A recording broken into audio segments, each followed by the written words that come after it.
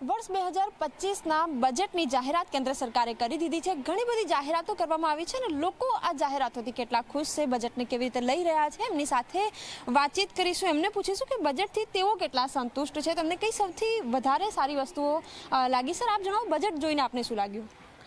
આ વખતનું અંદાજપત્ર જે જોયું તે પરથી લાગ્યું કે આપણા જે નાણામંત્રી છે તેઓએ ખાસ એવા કર્મચારીઓ ઉપર અને મધ્યમ વર્ગના લોકો પર ખાસ એમની એક રહેમદિલી જોવા મળી છે કે તેમને ટેક્સ સ્લેબમાં 12 લાખ સુધીનો જે ટેક્સ આવતો હતો એ એમને કરમુક્ત કરી દીધો છે, જેથી કરીને મધ્યમ વર્ગના જે માણસો છે જેમનું એક સ્વપ્ન હોય છે ઘર ખરીદવાનું, પોતાનો ધંધો વેપાર જગતમાં કંઈક પોતાની જાતને સ્થાપિત કરવું, એ માટે તેઓ લોન લઈ શકે છે।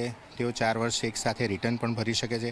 આ ઘણી બધી વસ્તુઓમાં સવલત જોવા મળી છે, જે એક એમની બહુ જ રહેમદિલી જોવા મળી છે। આ ઉપરાંત એમને શિક્ષણમાં પણ શૈક્ષણિક સંકુલોમાં બ્રોડબેન્ડની જે સુવિધાઓ આપવાનો પ્રયત્ન કર્યો છે, જેનાથી વિદ્યાર્થીઓમાં એક સારી એક લાગણી વ્યાપાશે અને જે વાલી છે તેમને પણ એવું લાગશે કે ભાઈ મારું બાળક જે વિદ્યાર્થી જે શાળામાં અભ્યાસ કરે છે ત્યાં એ સારું શિક્ષણ મેળવી શકશે। એટલે મને એવું લાગે છે કે શિક્ષણ તદુપરાંત જે સામાન્ય માણસની જે આર્થિક જે નીતિઓ હોય છે એના ઉપર આ વખતના બજેટમાં ખાસ અંદાજપત્રમાં રજૂઆતો ઘણી સારી કરવામાં આવી છે।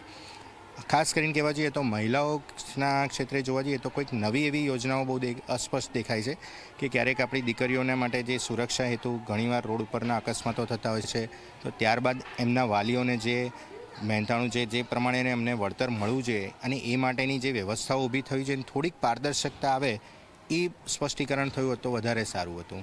બિલકુલ, અન્ય જે લોકો છે એમની સાથે પણ જોડાઈશું, એમને પૂછીશું। અચ્છા, આપ જણાવો, મહિલા જ મંત્રી જે છે એમણે બજેટ રજૂ કર્યું, બીજી તરફ આપ દેશના મહિલા નાગરિક છો, શું ખાસ અપેક્ષા હતી અને બજેટ કેવું રહ્યું?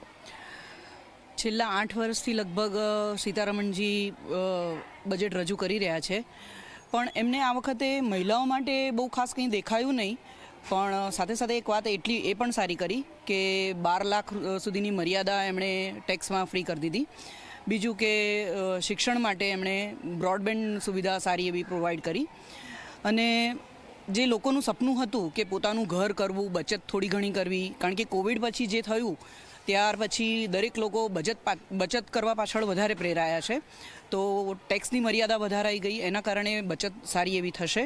બીજું કે અત્યારનું જે પોલ્યુશન આપણે જોઈ રહ્યા છે એ પોલ્યુશન પ્રમાણે ઇલેક્ટ્રિક વાહન ઉપર સારું એવું આપણને બેનિફિટ મળે છે, ફોન મોબાઈલની બેટરી ઉપર, જેથી કરીને થોડુંક આગળ વધશે।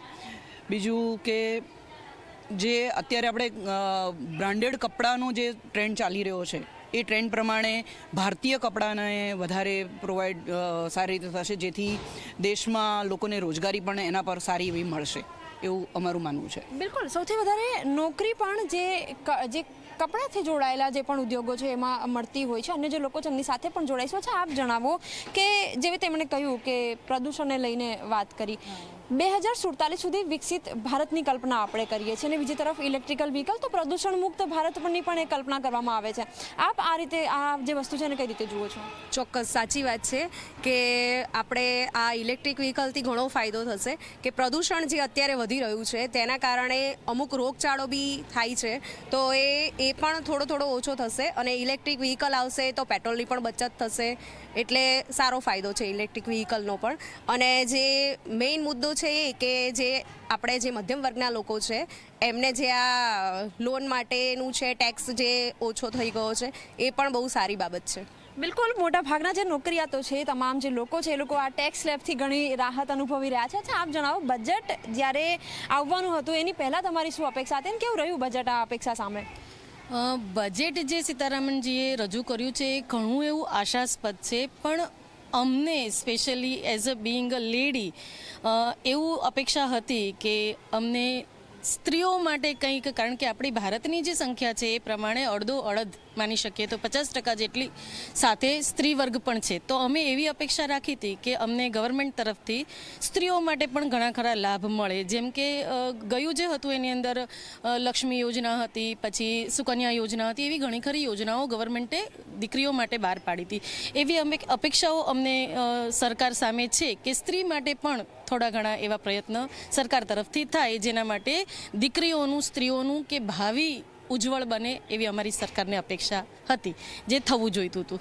બિલકુલ ખૂબ સાચી વાત છે, કારણ કે આપણે જે જનસંખ્યા છે એના લગભગ 50%ની આસપાસ મહિલાઓનો સમાવેશ થતો હોય છે, પરંતુ બજેટમાં તેઓ કહી રહ્યા છે કે કોઈ ખાસ મહિલાઓને લઈને કોઈ ખાસ સ્પષ્ટતા નથી કરવામાં આવી, કોઈ ખાસ યોજનાઓ નથી કરવામાં આવી, પરંતુ એની સામે જે રિટર્ન્સમાં જે રાહત મળી છે, ખાસ કરીને જે નોકરિયાત વર્ગ છે એને જે રાહત મળી છે એના કારણે ઘણા બધા લોકો ખુશ પણ જોવા મળી રહ્યા છે. કેમેરામેન મુકેશ ચૌહાણ સાથે સપના શર્મા, ઝી 24 કલાક, અમદાવાદ.